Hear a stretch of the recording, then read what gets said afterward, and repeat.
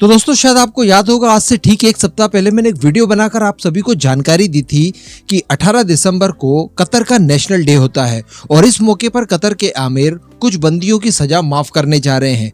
और इस मौके पर 8 भारतीय जो बिना किसी क्राइम के कतर की अदालतों में दुर्भावना की वजह से बंद हैं, जिन्हें मौत की सजा सुनाई गई है, उनको भी संभवतः कतर के आमिर द्वारा माफ कर दिया जाएगा और उनकी रिहाई हो जाएगी और वो जल्द से जल्द स्वदेश लौट जाएंगे। और इस बात को सबसे बड़ा बल तब मिला जब हम लोग ये जानते हैं कि उसी टाइम पीरियड में जब वो लिस्ट आने वाली थी जिन्हें की माफी दे दी गई है, उस दौरान इन 8 भारतीयों के जो परिवार वाले थे वो भी कतर में मौजूद थे।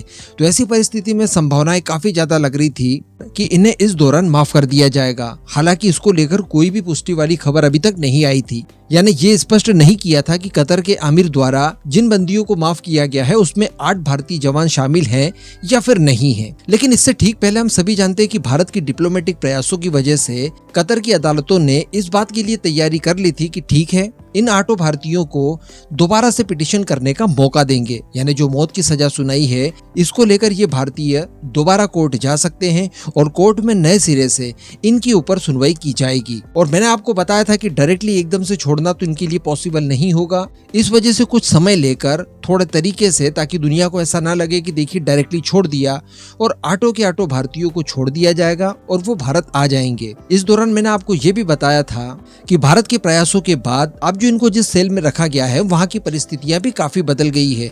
ये जो 8 भारतीयों की पत्नियां वहाँ पर पहुंची थी, इन सभी से उन्हें बात करने दी गई। उनको किसी जमाने में अलग सेल में रखा जाता था जहाँ पर वो अकेले होते थे और पूरा अंधेरा वगैरह होता था, लेकिन इसके बाद 2-2 के ग्रुप में इन 8 भारतीयों को सेल में रखा गया, जो कि पहले की तुलना में काफी बेहतर थी।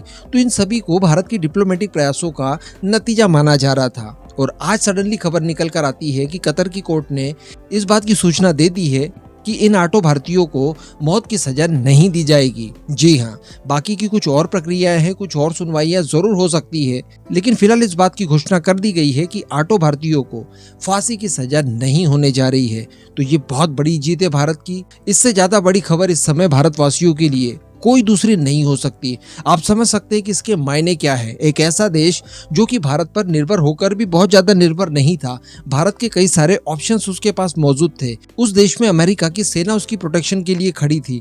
इसके बावजूद उस देश को कैसे न कैसे करके इस बात के लिए बाध्य कर दिया कि आप हमारे निर्दोष लोगों को यूं ही फांसी की सजा नहीं दे सकते। तो ये एक्चुअली करंट गवर्नमेंट की जो डिप्लोमेटिक पावर के बारे में बातचीत की जाती है वो वास्तविकता है।